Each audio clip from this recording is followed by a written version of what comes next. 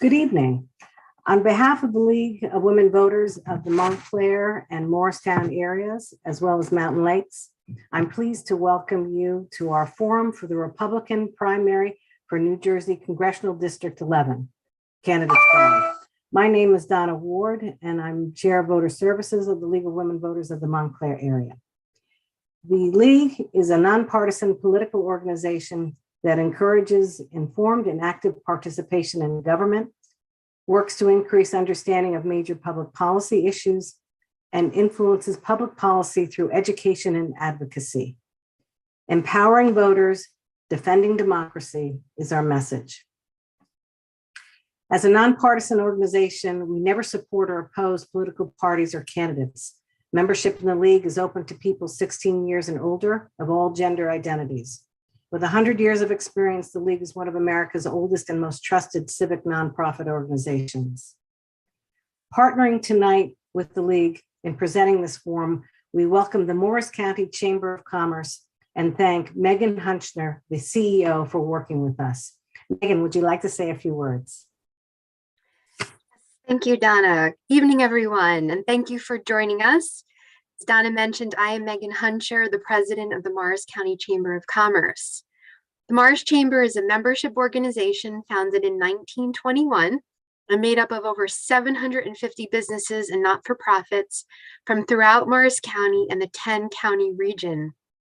At the Chamber, we are proud of our many programs, including the Morris County EDC, which is a partnership between the Chamber, the County Commissioners, and the business sector, the Women in Business program, the Leadership Morris program, and our Government Affairs program led by the Chamber's Vice President, Mike Stanzilis, that brings government officials and candidates to the Chamber to meet with our members to learn about their positions and discuss impacts of government regulation on their businesses.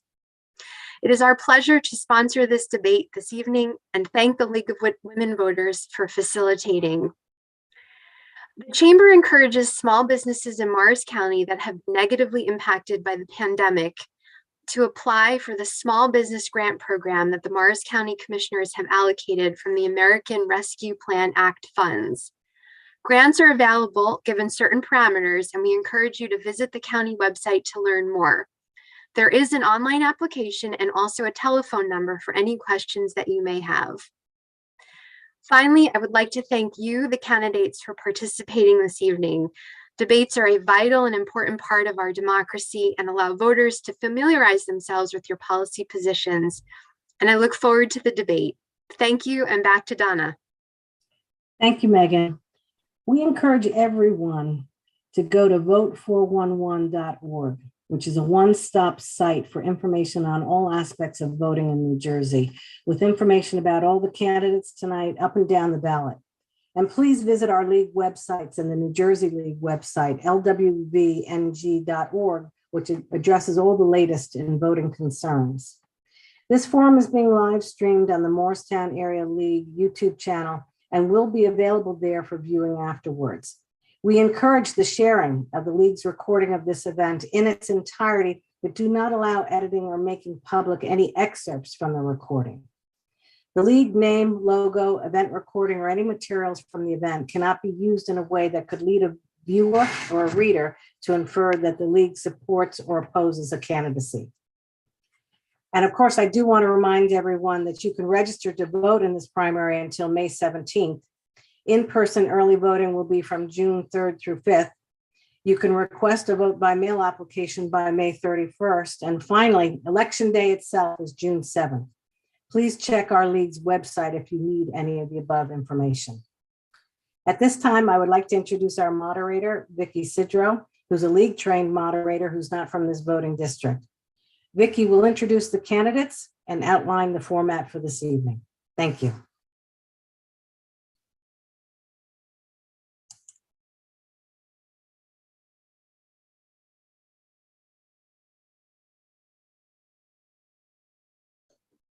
Good evening. Thank you, Donna. Good evening and welcome to everyone who's watching on YouTube, to the New Jersey Congressional District 11 Primary Candidates Forum.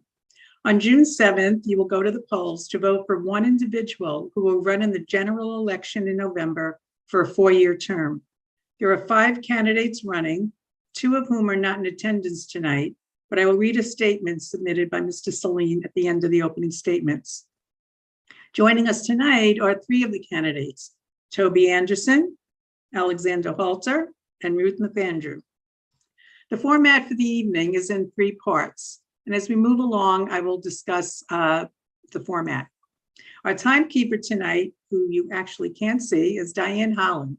Ms. Holland will let you know when you have 30 seconds remaining. She will hold up a sign, and when the time is up, she will hold up a stop sign. I will let you complete a sentence, but ask that you please keep to the time allotted. To start off, each candidate will have 2 minutes for an opening remark. We will go in alphabetical order to begin. So please, Mr. Anderson, if you would, 2 minutes. Good evening. Thank you to the League of Women Voters for having me here tonight. My name's Toby Anderson, America First veteran on the primary ballot. I'm running to be your next congressman. I'm a 3-tour Iraq War veteran, small business owner, and father to 3 children. I served here in Morristown in the New Jersey Army National Guard before, during, and after September 11th. I'm the only person running that has served this district in that way. I'm running because mute Mikey Sherrill has been silent about everything that's important in our lives. She's been derelict in her duty. I'm here because I have endured the last 2 years of pandemic martial law with my family, all of you, and the rest of America, and we're sick of it. I've seen American citizens abandoned to the enemy in Afghanistan. And our representative, she was mute and said nothing about it. That disgusted me as a veteran. I'm running to restore our freedoms, to restore our borders, to restore our military, and ultimately to restore our republic. As we have seen in our schools, in Canada, and ultimately in the Ukraine, when leftists rule in America, tyranny rules at home and abroad. I am running on a platform centered around freedom. It's a positive message that appeals across party lines. The freedom to make medical choices for ourselves and our kids.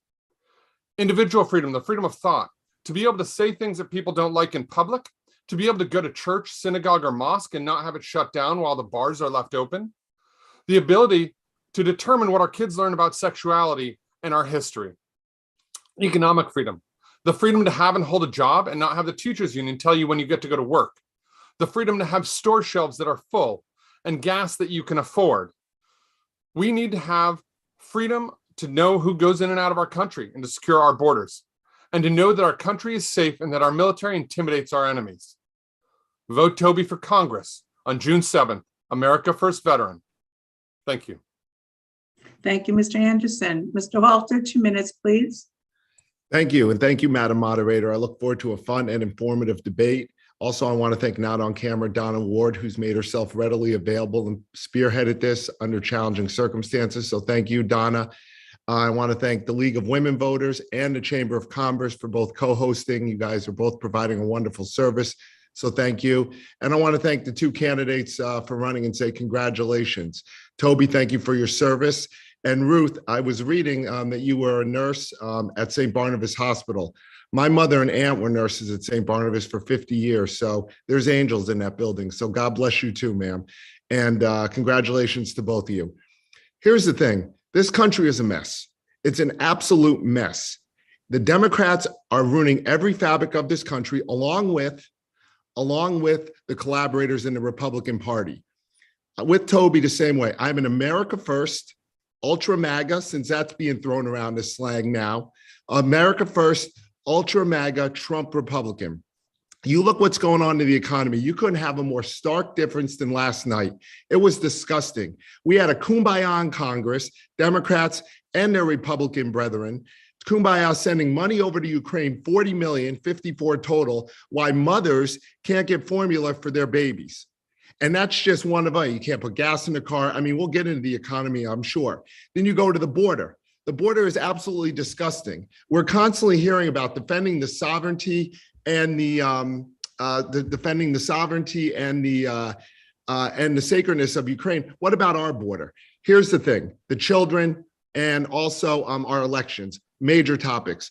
Very simply, you want to fix New Jersey, and we had a chance with Murphy, but you want to fix New Jersey, you need to fix America. You want to fix America, then you have to fix Washington, D.C. And that's American First Republicans need to go to office. Thank you very much. Thank you, Mr. Halter.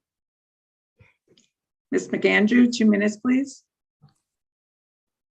Hi, and thank you for letting me be part of this. Good evening.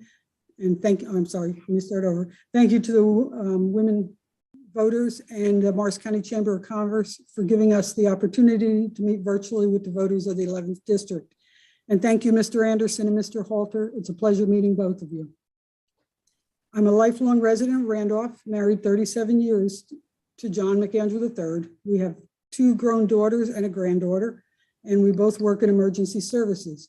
I'm a hospice triage RN with Compassionate Care Hospice of Clifton, and John is an instructor for the Morris County Public Safety Training Academy.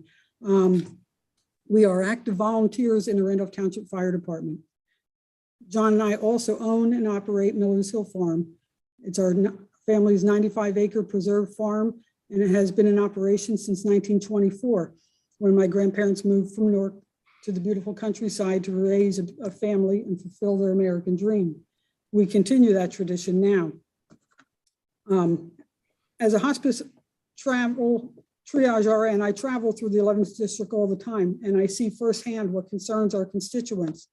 I've witnessed the stress of COVID-19 over the past 2 years and how it has placed residents and healthcare workers caring for our seniors, veterans, and end-of-life patients in harm's way all the time. Constant stress.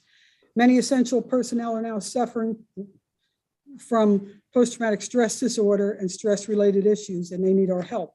And as farmers and business owners, we are stewards to the earth. We are mindful of our impact on the environment and how to protect it for future generations.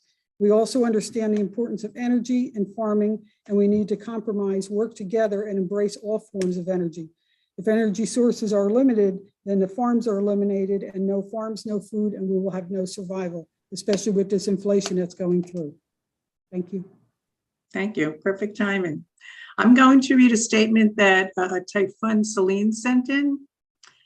Thank you to the League of Women Voters for hosting a Republican debate for the 11th District nomination and allowing me to submit a statement.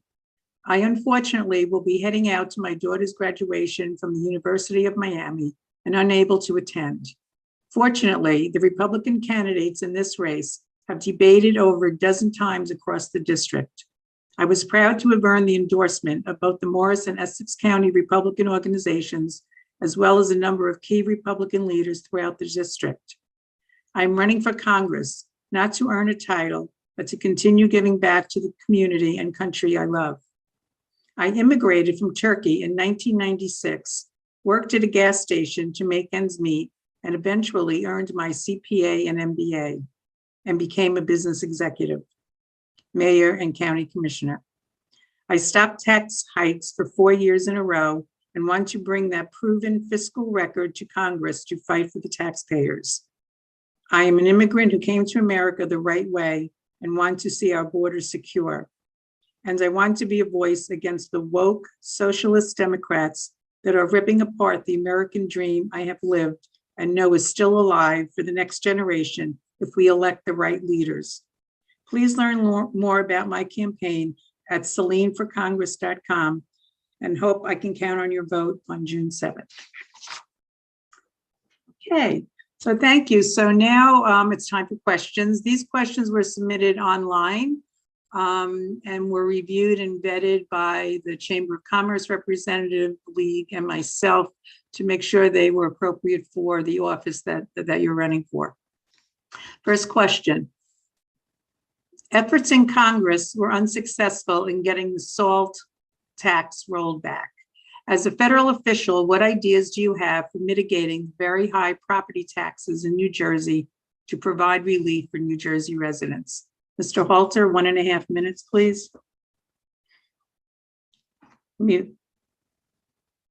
My apologies. I thought, Okay. I know I'm doing it. That's a very important question and one that has affected many homeowners, obviously throughout our state. The one thing that we have to do is federally, we have to apply pressure that allows us to take over and give the states some opportunities in which they can, start to have other venues in which they can roll back, as you're saying, the SALT taxes, give some relief.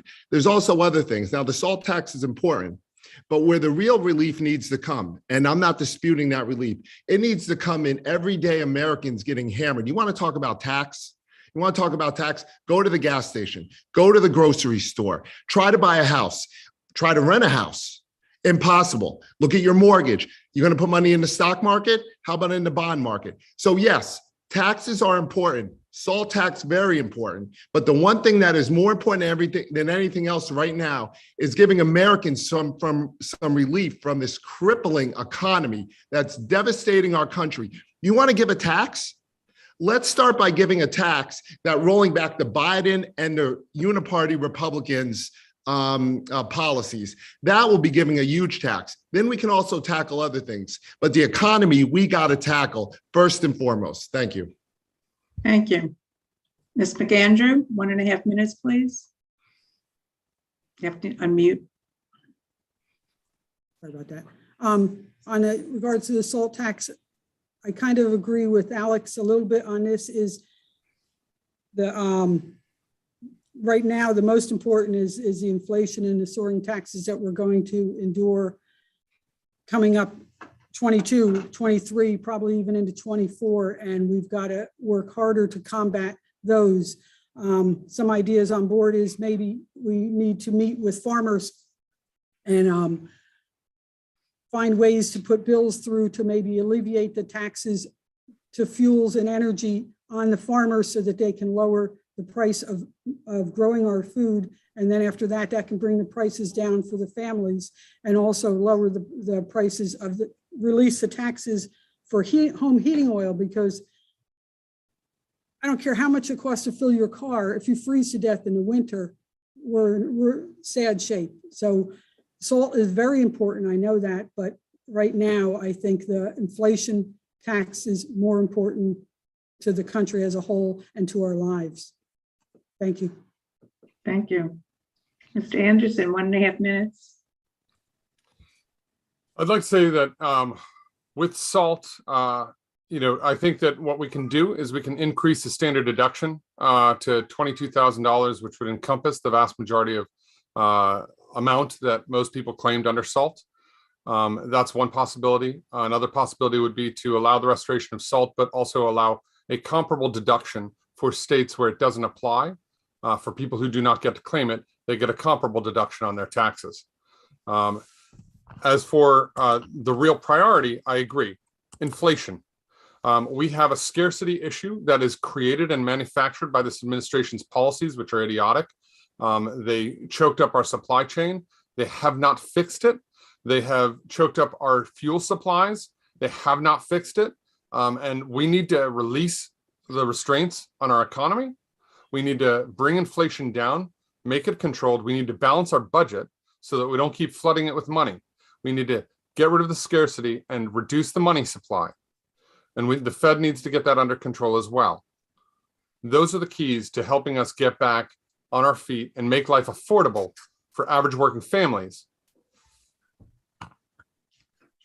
Thank you. Anybody need to add anything to what they've said? Alex? Thank you very much. I just want to add one point to the overall a quick conversation. It was almost laughable on Tuesday when you had Joe Biden, quote unquote, President Joe Biden, up there saying, here's how we're going to fix inflation. The one that created this mess. And then he takes shots at us, hardworking Americans like Toby, like Ruth, people that have served their communities, calling us MAGA, ultra MAGA. You know what? That's the problem. You want to look at the problem, you got to look at the guy in the White House that's saying, we have solutions. Guess what? You're the one that created the problem, and it's not Russia's fault. Thank you. Second question. What is your specific plan of action to work with the current administration to deal with the crisis at the Mexican border? Mr. Anderson, 1.5 minutes. So in next January, when we take office, there will be a sweep, and it will be a large Republican wave. On top of that, there are going to be a lot of Democrats who are not hardcore leftists who need a deal, and they need things to work. And so those are people we're going to be able to work with to secure the border, because a lot of them are going to see and feel the pain that's coming right now electorally for them. And the Biden administration, I honestly don't anticipate them working with the opposition at all. If they will, absolutely, I'm open to it. If they're willing to secure the border, happily we'll work with them. I have no problem with that. However, it has to be sincere, and we have to secure the border, rebuild, complete the wall, reimburse the states that have spent money on it, and bring a secure border, because we have an enemy that they have said we have, Russia, and there is no doubt that Russia and China are infiltrating that border. It's porous. The cartel is infiltrating that border. That border is the biggest slave trafficking conduit we have seen since before the Civil War. And this administration has given rise to slavery in a way we haven't seen since before the Civil War. It's disgusting and inhuman, and it needs to stop for those people. Thank you. Mr. Halter, 1.5. Thank you very much. It is the first article of impeachment when we take over the House in 23 is Joe Biden enabling our border to be invaded. That is the first article of impeachment. And you're right, the Republicans are going to take back the House. It's not about the Republicans taking back the House. It's about the right Republicans that are going to be taking back the House. All I hear about, again, is the sovereignty of Ukraine, the border of Ukraine. What about our border? What about our sovereignty? What about our children being destroyed by drugs? You want to talk about a tax again? You have illegal immigrants flooding this country. The tax on us, the citizens, on the people that are trying to do it the right way and get into this country, on our infrastructure being destroyed. Those are the taxes that need to be addressed. And that border is number one, 100%. Finish the wall. That is without a doubt. That is a no-brainer. And then the second thing that must be done, and it has to be done, is you have to also enable Border Patrol and ICE. And here's a little stat. I just saw this the other day, Matt Gaetz, a fire breather. The Border Patrol budget is $15 billion. $15 billion. We've given $54 billion to Ukraine. Let that sink in. I'm not trying to make this about a Ukraine thing, but when you look into comparison, let's flip those numbers. I'll give 15 to Ukraine, and how about we give 54 to us? Let's focus on us first. That border needs to be sealed for the health and protection of our country. Thank you. Thank you. Ms. Mcandrew, 1.5 minutes, please. As far as the border is concerned, first thing I'd like to say is that, first of all, the border never should have been opened. Never should have been opened at all, especially during a pandemic. You say you want to control a pandemic, and then you open the border and allow millions of people in the border that don't have, and it's sad for those people too. They don't have jobs, they don't have homes, they're not vaccinated. We had to mask up, but nobody else had to mask up. That's the first thing. The second thing is keep Title 42 in place. It's horrible that they're playing that game back and forth. Keep it in place, because they're all talking about, oh, we're going to get a resurge during the fall too. Yeah, right in time for the election. Like that isn't planned. And then also we need to back up the Border Patrol and back up ICE all the time. Never doubt the work they do. They work hard, and we've got to rebuild that wall. We've got to back Texas, who's working on it. It's criminal. It's criminal what's going on. all over. And then also too, we have active duty Army and National Guard who are deployed to the border from Texas to California. We need to make sure that we have those proper people, not just our military doing it. We've got to take care of the border. It's got to be held. Oh, that's it. No, thank you. Thank you. Does anyone want to add, Mr. Anderson, 30 seconds? Yes, I'd like to say that Title 42 absolutely should not be dropped. It needs to stay in place. It is a meager stopgap right now. Our current representative needs to speak out in favor of keeping it, as other Democrats have, and she needs to take a stand there. We need to absolutely provide more funding to the Border Patrol. We need to lock down on the cartels. 60 to 70% of women and girls 12 and older coming across the border are sexually assaulted. 40% of children, these are UN statistics, 40% of children come across with people who aren't family members. That means with predators. Thank you. Mr. Halter? Thank you very much. 30 seconds. Thank you. It's very simple. Every town is a border town. Every state is a border state. No one is immune. I'm a recovering drug addict, 17 years sober, thank God. So I know full well, and I'm sure a lot of other people that are listening to this, how drugs can infiltrate any part of the country. And we're not talking about drugs that recreationally you might enjoy or something. These are drugs that will kill you in one shot. And the fact that we're not having press conferences, there's not demands to say this border must be sealed for the protection of our country is disgusting. Thank you very much. Thank you. Mcandrew, no? Okay, we're going to move on to our next question. With respect to limited qualified immunity for police officers, what is your stance on this issue? Ms. Mcandrew? In response to that, and limited qualified immunity, Right. there should be no immunity for any criminals at all. This is talking about qualified immunity for police officers. Oh, okay, I'm sorry. Circle back. Okay, Right? can we start over, Diane? I'm sorry, okay. I'm sorry. 1.5 minutes. Okay.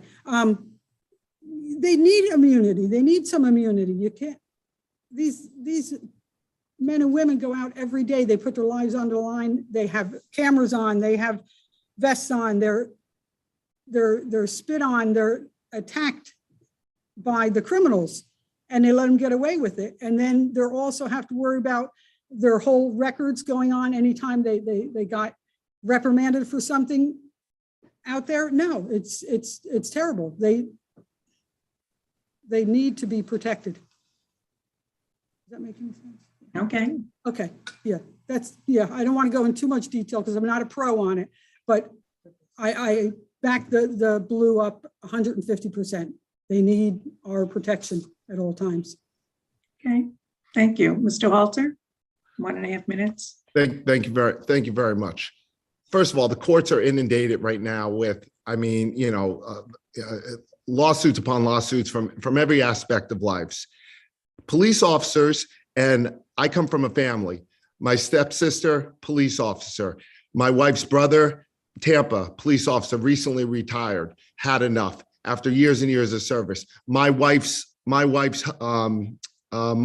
father, a police officer, retired. So again, the utmost respect. We need to empower them, not give them more pause. They're in such a situation right now where they are afraid to act. They are afraid to defend. And think about this as a police officer. You could be right 99.9% of the time and have outstanding and save lives and give of yourself. And you make a mistake once, and not only can you pay the price criminally, rightfully or wrong, a jury will decide, but publicly, where you're demeaned, you have riots. And I'm not referring back to what happened, obviously 2 summers ago, where our cities burned. But the point is, police officers need to be empowered. They need to be protected. Criminally, they need to be held to account when correct. But we need to give them the rights to empower them to protect us. And guess what? They don't have that right now. And who's paying the price? The citizens. Just look at the crime rate. Thank you. Thank you. Mr. Anderson, 1.5 minutes. Absolutely. They should have qualified immunity. There's no question of that. They need it to do their jobs, to be unafraid of doing their jobs. We have seen the effect of them being afraid to do their jobs. And that's the reality. They're legally restricted in a lot of places, including here in the district, from going and arresting people for different activities. So in other words, if they stop somebody, a police officer recently explained this to me, they stop somebody with a loaded weapon in their car. It's illegal for them to have that weapon. They give that person a summons ticket and let them go on their way, and they confiscate the gun. That's it. That person could be a felon. It doesn't matter.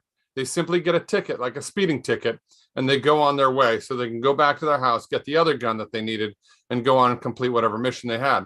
So police need to be able to do their job. It is affecting our civil rights. When police and prosecutors aren't able to prosecute criminals and punish them and put them in prison and arrest them, then our civil rights are affected. And that is something that we need to restore. We need to restore our civil rights by allowing law and order to be put back in place. Thank you. Thank you. Does anyone want to add anything? I would real quick. Thank you, Toby. That was wonderful. 30 seconds. And, our police officers shouldn't have to worry about frivolous lawsuits or being politically correct even, to that extent where they go out in the public, they're trying to protect, and then a criminal is offended by, something the officer's done. So now the officer has to go home and stress that. It's too much on them. It affects their mental health to the point where you can see why people don't want to be police anymore. They don't want to, So thank you. Thank you. Mr. Halter, 30 Thank seconds. you. Thank you, ma'am. I just want to add one thing. I have a very good friend who's a police officer and has been a police officer for many years in Mountain Lakes. And we were talking recently, and he said he can't wait to retire. He's cashing out early. And the reason is because he doesn't want to make a mistake. He's afraid that he can make a mistake or stand clear, stay away from something. And then what happens is that action of him being afraid to make a mistake maybe causes a greater crime, and he has to have this on his conscience. So we can't have that. In this society, we can't have that. Thank you very much. Thank you. Mr. Anderson, 30 seconds. Yes, I'd just like to add that I'm going to be sponsoring legislation in January to restore our civil rights. And one of those measures will be for us to be able to sue civilly, personally, decision makers who fail to execute laws or to protect our civil rights. So if they egregiously violate them, either through their failure to act or egregiously violate them by, say, shutting down a church and keeping the bar open, they will be liable civilly. That is going to be helping us restore our civil rights. Thank you. Thank you. I have to say, you're all very good at keeping to the time. Thank you. Next question. As a federal official, what is your position on the federal government providing free childcare for all? And please explain your answer. Mr. Anderson, 1.5 minutes. As far as free childcare for all, admittedly, this hasn't been an issue that I've come up with before. But as far as that goes, I think that is something that needs to be explored more. I don't think that adding on new large government programs is the right idea most of the time. So I honestly, it's not even something that's come up before. I'd have to think more on it, but instinctively I'd say right now, free childcare for all is not something I would support. Okay, thank you. Ms. Mcandrew, 1.5 minutes. As far as free child care for all goes, I absolutely do not support it. And the reason I don't support it is my position on our federal government involvement with social issues is less government is better government. If the government starts paying for our children's child care, they will be able to impose mandates and maybe able to determine your provider as far as that goes. The government is there to regulate interstate and foreign commerce, our military, a healthy economy. declare war, things like that. Government needs to stop parenting our children. We don't need help in that area. We don't need CRT. We don't need sexual and social issues for grammar school kids. And once you let, what's starting to happen, now I'm going to ramble, here we go. What's starting to happen is they're starting to privatize childcare in the school systems. And once they do that, once we fall in that trap, what's going to happen is the Biden administration is going to come in, provide free childcare for all, and then he's going to own your kids in that manner too, and he's going to tell you what you can do with them. It's a bad, bad policy. Thank you. Mr. Halter, 1.5 minutes. Thank you very much. First and foremost, the last thing our country needs right now is excess spending and printing money. We need to curb it across the board. And the last person that I want to set up universal daycare is Joe Biden. Our children just went through 2.5 years of hell. They went through hell. They've had their childhoods ripped away from them. Masks, vaccine mandates, boosters, social learning, social distancing, virtual classrooms. For what? Absolutely disgusting. Now that that's sort of died down, now they're getting involved with, as just mentioned, now we're going to start pushing gender. And they're not doing it subconsciously like the woke corporations like Disney's and others, which is absolutely sick if you think about it. Your child watches a Disney program and they might be getting some subliminal messages that are counter to you, but they're coming out and saying it. They're just coming out and saying, you know what? We are going to start doing these things. We're going to put women's products in the boys' bathrooms. I'm sorry, I have 2 4-year-old boys. You know what I want them to be? I want them to look up at the sky and see the clouds, or look at the stars, or go catch a salamander. They should not be infiltrated with this sickness. And if you if you universalize daycare, you're going to allow them to get their claws into it more. No, thank you. Absolutely not. Thank you. Mr. Anderson. This is the daycare question? Yes. The Oh, universal- I'm sorry. Did you already answer? I'm sorry. I apologize. So everybody's answered that. Right? Any 30-second? Sure. Okay, thank you. Go ahead. I'll just go to add that it is that I think Ruth has a point that they could then use it as another vehicle to drive more educational priorities of the Biden administration and the leftists. And I don't agree with that. I don't think they should be able to do that. And I don't want to give them the other opportunity. Mr. Halter? Thank you. It's just like college loans, wiping out college loans. It sounds great, but it's putting a Band-Aid on the problem. Listen, childcare it's expensive. It's too expensive. You have to address the problem, not just put a Band-Aid on it and then give more government intervention. No, thank you. Okay. I'd like to just say one thing on the child care. They send in a lot of soft things where they test us. And maybe a lot of people don't notice, but like food services in school systems. Over the years, they've privatized that. And you saw how that went during COVID. The food that was sent home with the kids and dropped on your doorsteps in the middle of July was garbage because the government was running it. It was not the communities and the parents and the grandparents in the school systems cooking for you anymore. And that's how they're going to do childcare too, take the community out of it.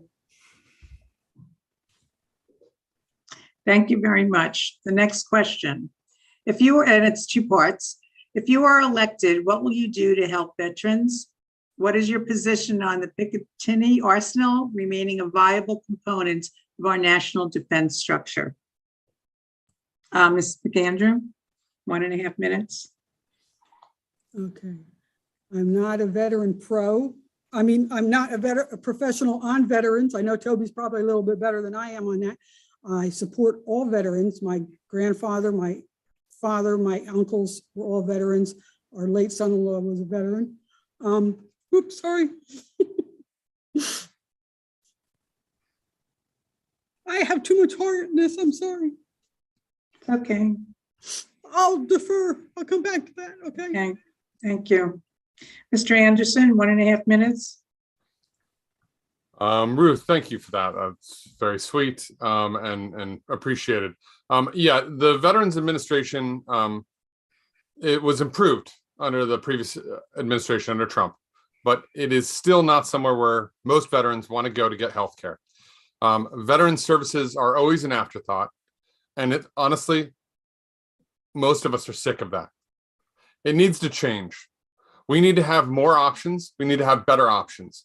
They need to allow us as veterans to use private health system rather than simply stay within the VA system.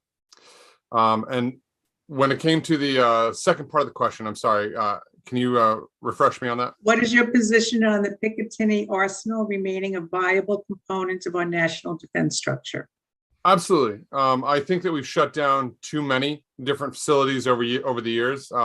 And I think that keeping Picatinny viable is important. I worked with people from Picatinny when I was in Iraq. It is an excellent research facility, and it provides a vital component. And there's no reason why we shouldn't have it here in New Jersey, providing jobs in our district as well. Thank you. Mr. Halter, 1.5 minutes. Thank you. And Ruth, thank you. And if you need more time after this question, I'm more than willing to wait, but thank you very much. You're muted. Here's the thing. And I'm not a veteran, but God bless them. And I have many family members and friends that have served. How our veterans are treated is absolutely disgusting. You're talking about America first. It should be veterans first, and it's veterans last. And it's no dispute on that. When they're homeless, when they're sleeping under bridges, when they're being treated like trash, when during the fake inauguration, they had to go sleep in garages, right? For serving something, and probably a lot of them said, you know what, we don't believe in this. They were treated like trash, and it's disgusting. And the only leadership that stood up for it was Donald Trump. And what did he meet? Resistance. He met resistance upon resistance. And it's absolutely disgusting. And when you see, again, our priorities, committees on misinformation, I mean, just every day we're getting assaulted with something, and you see how our veterans are being treated, I'm telling you, to me, one of the more bothersome things, and God bless you, Toby. And on Picatinny real quickly, that needs to stay for the economy. It's a landmark in Morris County when you hear those booms going off. And also because New Jersey needs to have a military infrastructure. Our liberal government wants to get rid of the military and police. We need to be bringing it back here and keeping it here. Thank you. Ms. Mcandrew? Yes, I'm better now. So yeah, 150%, the veterans have to be supported. Their medical insurance is lousy. It is garbage. It's complete garbage.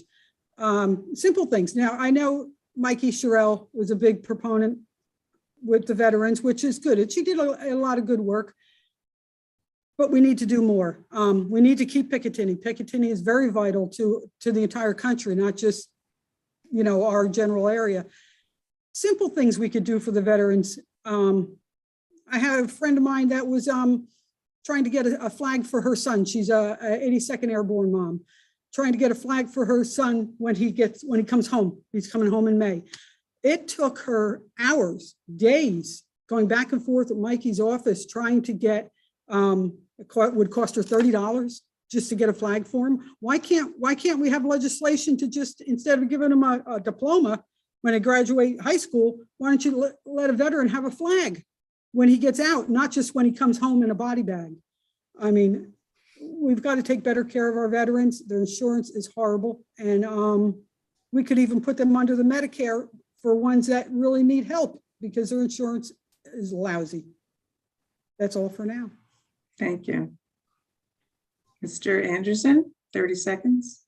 Yes, I'd just like to point out that Mute Mikey has done very little for veterans until the election started coming around. So she has really sold us short, and she has not pulled her weight. She's not been the voice that we need, and she needs to start doing more. It's a little too late, and that's why we need new representation. She has been, honestly, a disgrace to veterans, and as a veteran, I'm ashamed that she is representing us on it.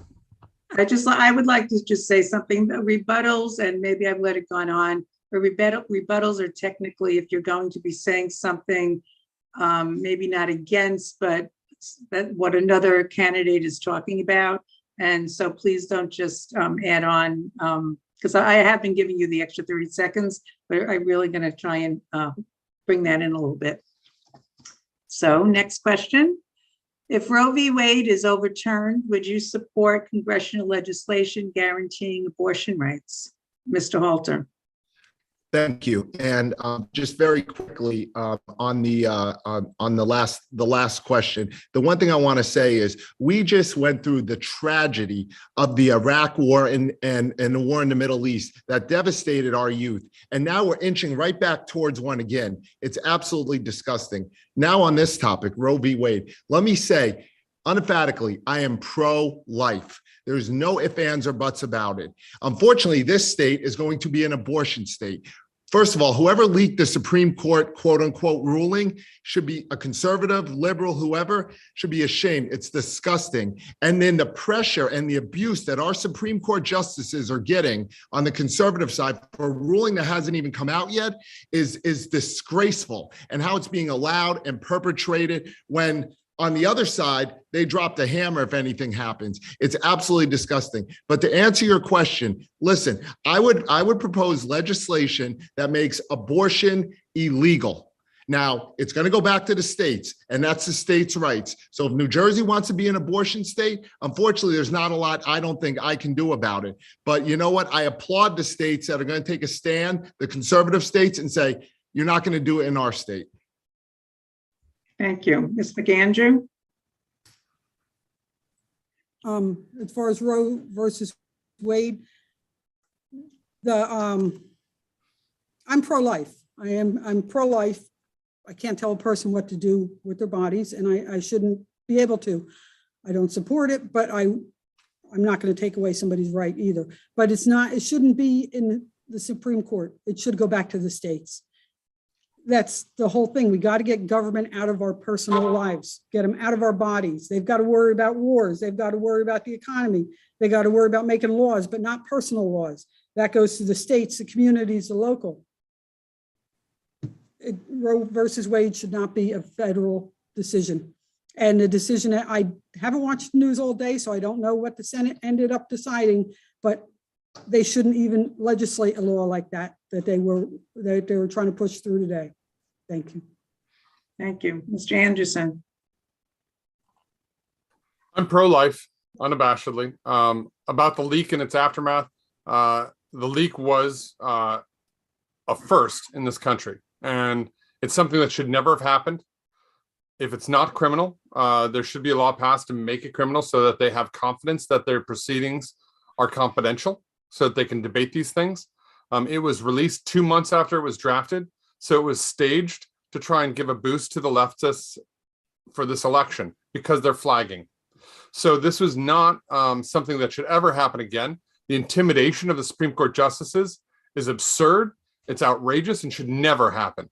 They're directly trying to affect their decision-making. Never again. Whether Roe v. Wade is overturned or not, I will sponsor the following legislation in January. I'm calling it the True Choice Act.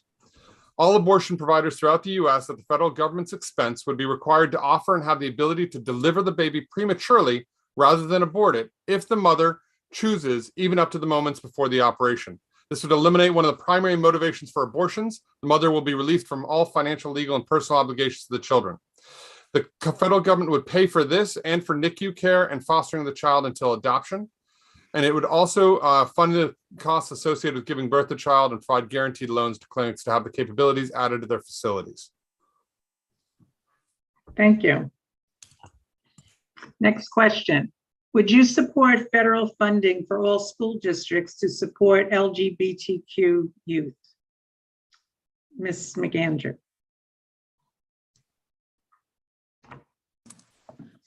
It comes back to what I originally said about the child care. We need to eliminate the federal government's power in our children's K-12 education, because it's not the government's job to parent our children or determine teachings on social and moral issues.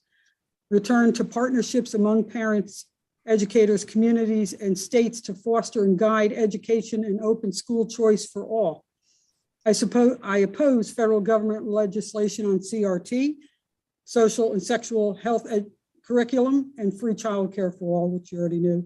And as your Congresswoman, I would push back to eliminate Washington's micromanagement practices in our lives. They got to get out of our houses, get out of our doctor's offices, and get out of our schools and mind their own business.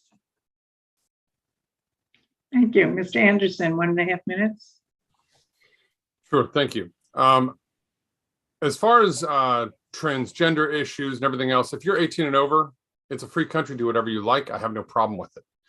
If you're 18 and under, no surgeries, no drugs, and no indoctrination. Our schools can't teach our kids the basics. They're failing every which way. So whether it's math, science, literacy, they're failing. They can't even get that right. So now we want to give them other things which are completely unrelated. So no, let the families teach that. If you want to take your kid to a community center and set up a class yourself, that's fine. But there should be no opt-out programs. It should only be, if you want to go do it, you take your child and go do it and go into those programs. But there should be no indoctrination. We should be able to determine what our children learn about sexuality, not the school system. We should be able to determine as parents what goes on in their education. It shouldn't be dictated to us by the teachers union and the NJEA. Thank you. Mr. Halter, 1.5 minutes. Thank you. Can you repeat the question, please? Would you support federal funding for all school districts to support LGBTQ youth? The answer to that question is no. And not that I don't support everyone having the best education possible on an equal playing field. 100%.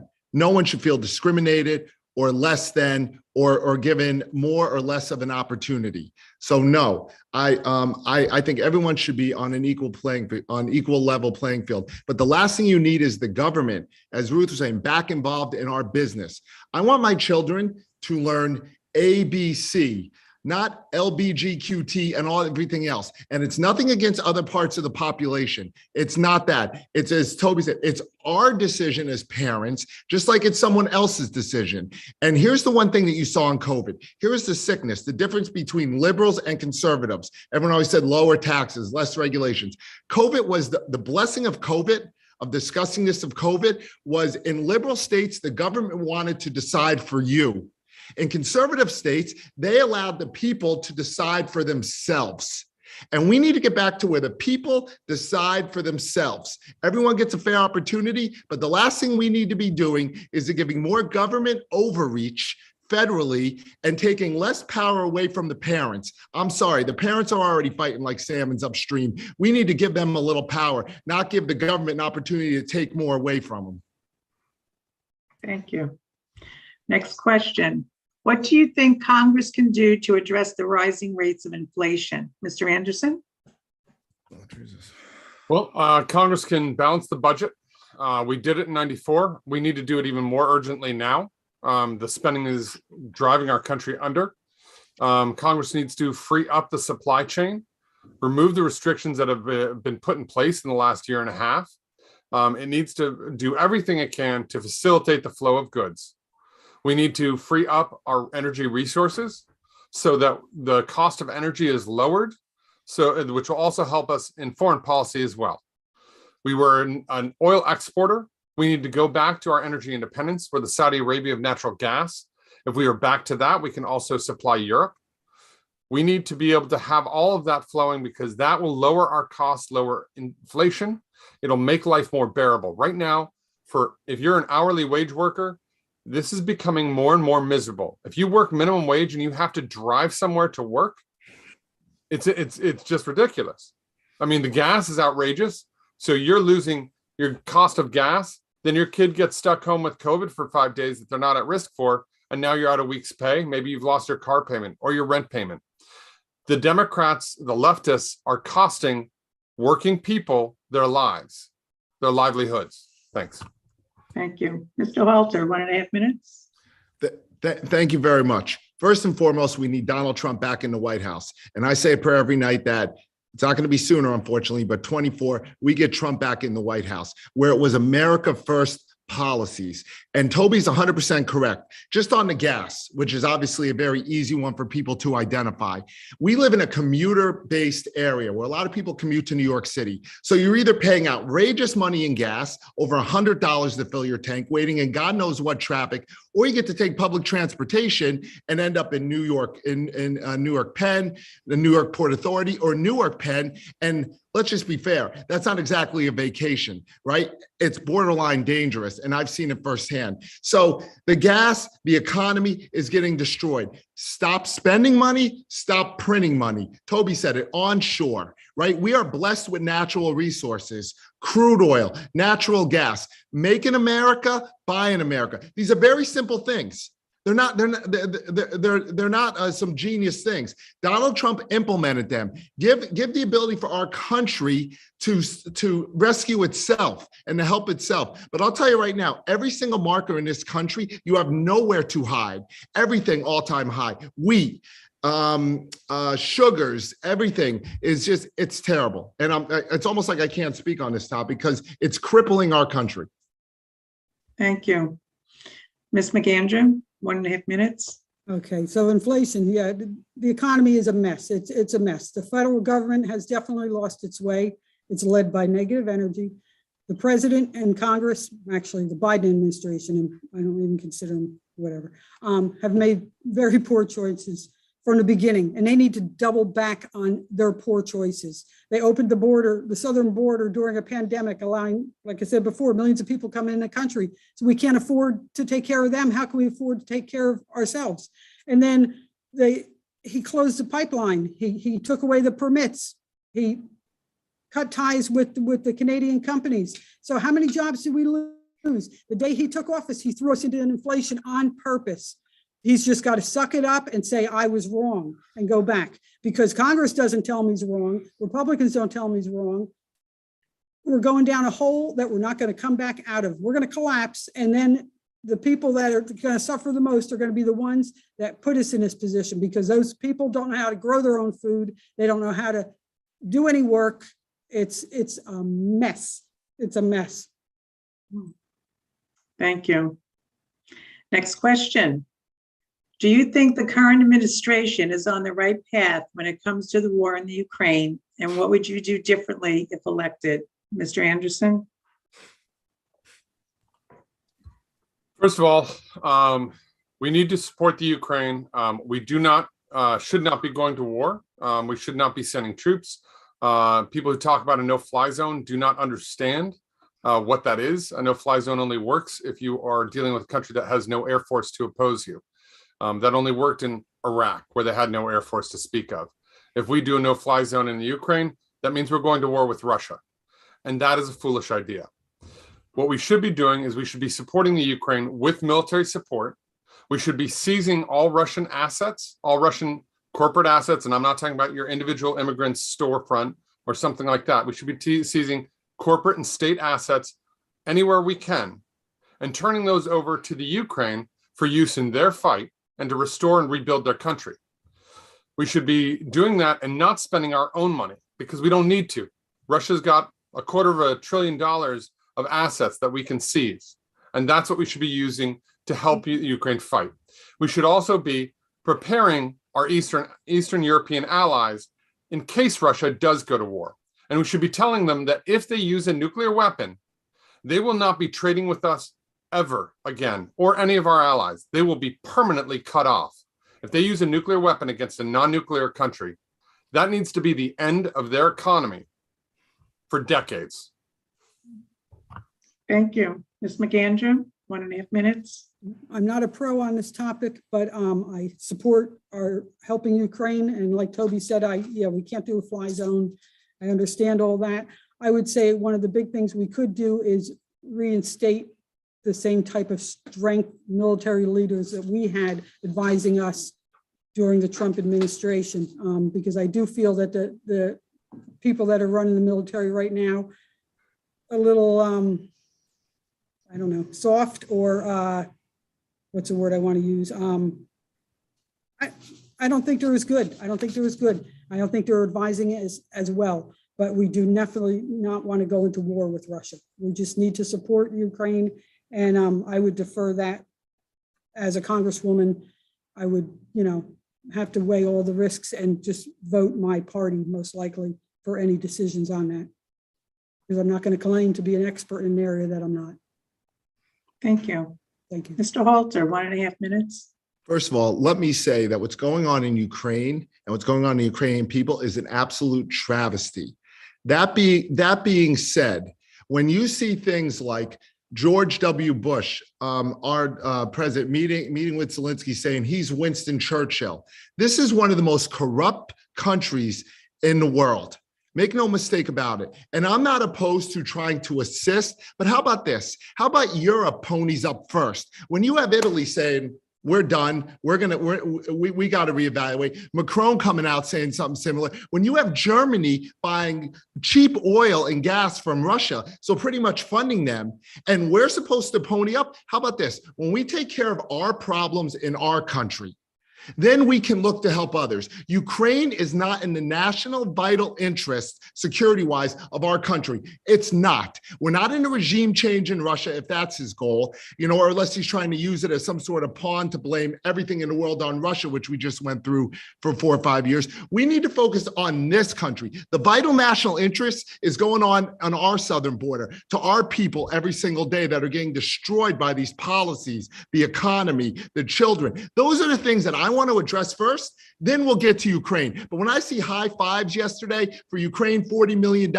and mothers, as I said earlier, can't get baby formula, I'm sorry, it's disgusting. Ukraine, first take care of us, then we can address Ukraine and hold Europe accountable first. Thank you very much. Thank you. Next question. What is your position on President Biden's proposed taxing of unrealized capital gains? Ms. Mcandrew? It's disgusting. It's disgusting. Unrealized capital gains. You're going to tax you on money you don't have yet because you might get it in the future. No, he's got to stop taxing us. He could tax himself. He's got to stop taxing us. I do not support it at all. It's disgusting. That's all. No, I can't go too much deeper. Okay. Thank you. Mr. Halter? Thank you very much. Again, the last thing we need to do is to punish the American people. They're being punished enough. So whether it's this question on unrealized capital gains, or if it's something else, we need relief. We need help.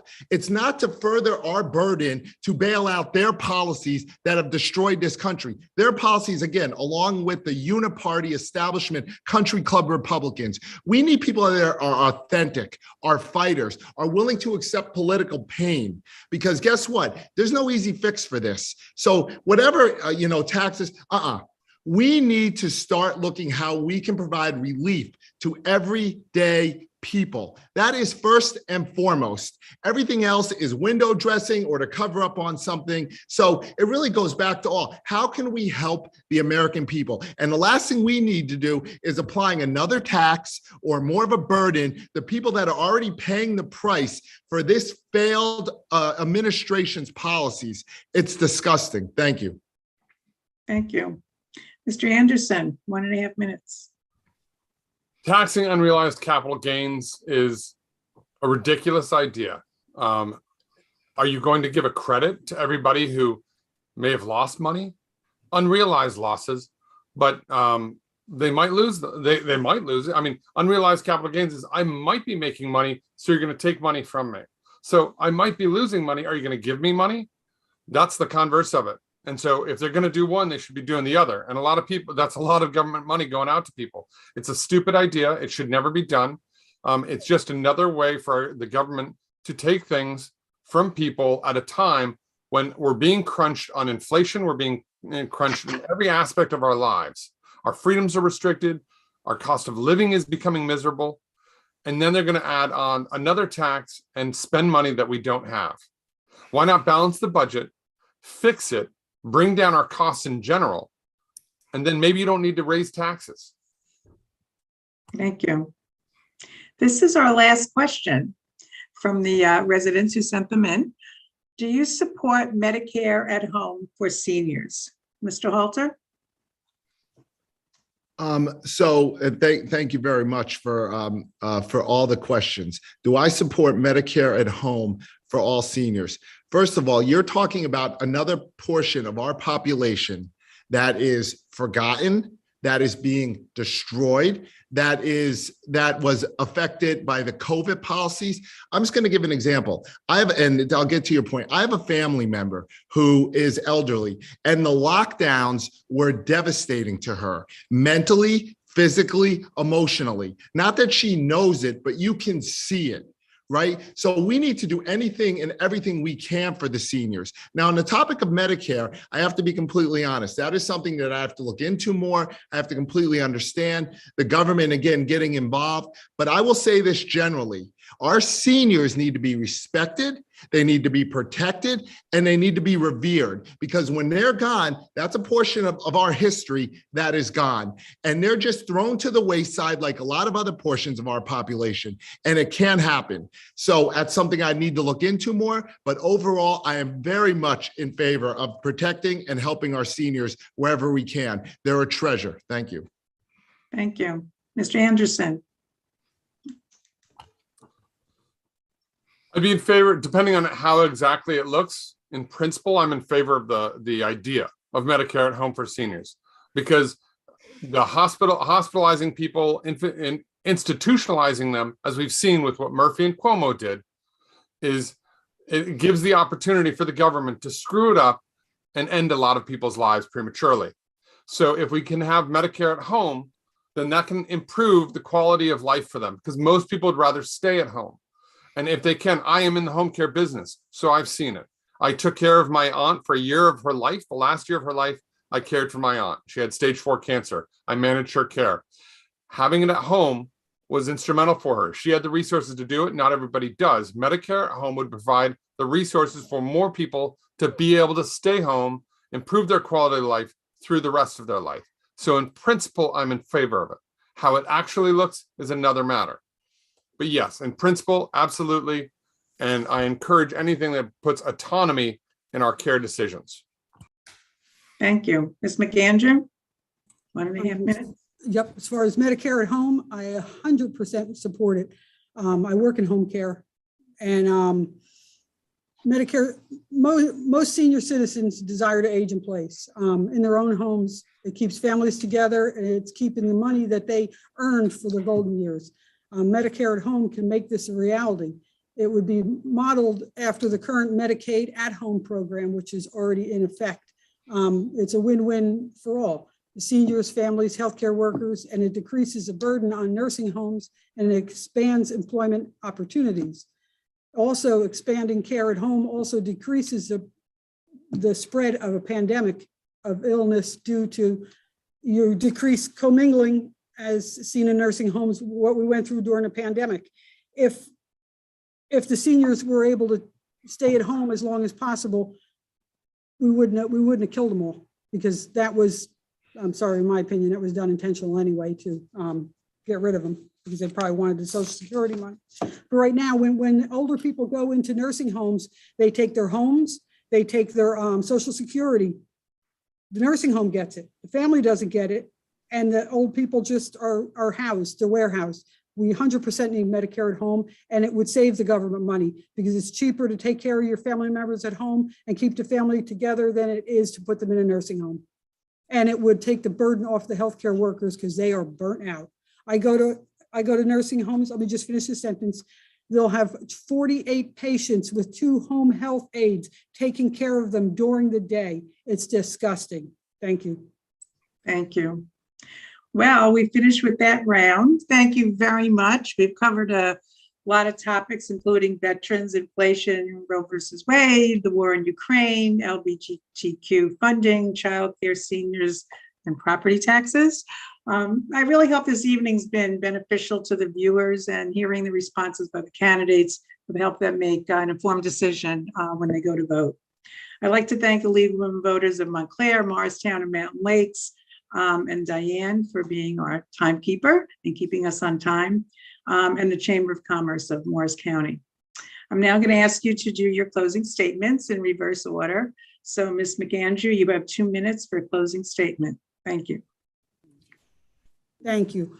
I think for government to function effectively, we need representatives from all industry and a diverse group of people working together, compromising for the good and the welfare of our country and its people. I work from the heart a lot. I'm not as good with some of the details as everybody else, but I will go to Washington as a representative for the people, of the people, to enact bills, because I love to do that. I love the research that protect and build up our great nation. And when necessary, I'll eliminate bills that violate the rights and freedom of the people. I pledge to read all bills before me and vote bipartisan in the best interest of our constituents. When I'm finished, I will return home to the farm and to nursing, because politics shouldn't be a career. It should be a civic duty you perform when you are called. And I think one of the most important things I like to take away from all this is the most important step we can take today to change our tomorrow is to exercise the right to vote. We can be the change, be the light, and get out and vote. We all need to get out and vote in this election, no matter which of the 5 of us wins. We have to take back the House and get out and vote in the primary. And one other thing, only 40% of Morris County registered voters voted in November of 2021. Now, if we got all registered voters to go out and vote, we could take back the House. Thank you. Thank you. Mr. Halter, 2 minutes. Thank you very much. And just very quickly on what Ruth said about healthcare workers, seniors important, but healthcare workers, they're angels. They do God's work. And coming from a family of healthcare workers, we need to do everything to protect them, to empower them, enable them to do their job in the best way possible. Here's the thing. Elections have consequences. Stolen elections have catastrophic consequences. And we're seeing this right now. And the right to vote is fine if your vote properly counts. The one thing we didn't get to tonight is the election. That is one of the things we need to address. What happened in 2020, stolen election. I'll stand by that to my grave, and then fix it for what's going forward so people can have confidence that their vote counts. Paper ballot, not mail-in vote that touches 30 people's hands or putting it into a machine and God knows what it's going to spit out. I want confidence that my vote is my vote. So election integrity is extremely important. Here's the thing. You need people that are going to be fighters. And I don't know the other 2 candidates are running, but if they're going to be aligned with Mitch McConnell, who just said Ukraine is the most important thing going on in the world, if you can believe that, or Elise Stefanik, who's complaining about baby food, yet just voted $40 million to Ukraine. I'm sorry, we don't need those. We know the Democrats are the media, or the Democrats are the enemy, excuse me. We know the media, which I worked in for 25 years. They're not journalists, they're activists. The ones that we need to focus on and to change the culture is the establishment rhino uniparty Republicans. We need people that are going with America first values. That's the most important thing. Thank you very much. And I look forward to your vote. And I appreciate this forum and everyone that participated and helped us tonight. Thank you very much. Thank you. Mr. Anderson, 2 minutes. Thank you very much for having me tonight. I am the only veteran running in the Republican primary against Mikey Sherrill. This district has only elected a veteran over the last 40 years. I'm a political outsider. I've never been in political office. I've never run a political race before. We need that enthusiasm. We need that energy. And we need the message that I bring that's one of optimism and freedom that reaches across party lines, that will appeal to the Democrats that aren't hardcore leftists, and that appeals to the unaffiliated voters, as well as the vast majority of the Republican Party. And that's the message of freedom. We need to restore our rights. Whatever somebody wants to call it, we have lived with our rights suppressed for the last 2 years. And this new Disinformation Governance Board, the DGB of Biden's administration, to police what we say is more suppression of our rights. We need to end it. We need to go back to where our rights were 5-10 years ago. There's no reason why we shouldn't have our rights. I'm campaigning so that we can restore those rights. My platform of freedom appeals to independents and Democrats as well. The idea of economic freedom, being able to go to work, have a business, not have inflation drive you out and drive you under and drive you bankrupt, drive you out of your home, cost you your car. All of that needs to stop. We need to control inflation by increasing supply and restricting the money flow and restricting our budget, balancing our budget. Vote Toby Anderson, America First veteran, column 5 in Morristown. I'm not on the party line in Morris County. Passaic, it's column 4. And in Essex, it's column 3. Again, I'm not party line. America First veteran, Toby Anderson for Congress. Vote Toby for Congress. And tobyforcongress.com is our website. Please visit it, donate, and support us. Thank you. Well, thank you all once again for participating tonight, and everybody got to hear your views on a lot of topics. And to the viewers out there, thank you for watching, and please don't forget to vote January 7th. Thank you and good night. Thank you.